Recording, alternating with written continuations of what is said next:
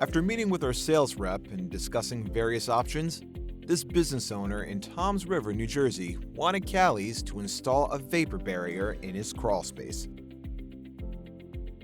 But before we do that, we gotta get rid of all the debris, including this 100-pound cinder block. Once we're finished, we began installing our vapor barrier. The vapor barrier is a heavy-duty 20mm 7-ply sandwich of high and low-density polyethylene with a polyester cord reinforcement. By installing the vapor barrier over the foundation walls and floor, we'll create a continuous air and moisture barrier.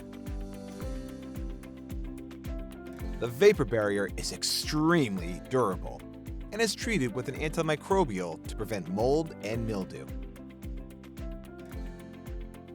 Lastly, we installed a Sanidry Sedona commercial dehumidifier. The Sedona directs all the extracted water that is pulled out of the air directly into the sump pump and will control the humidity levels in the crawl space.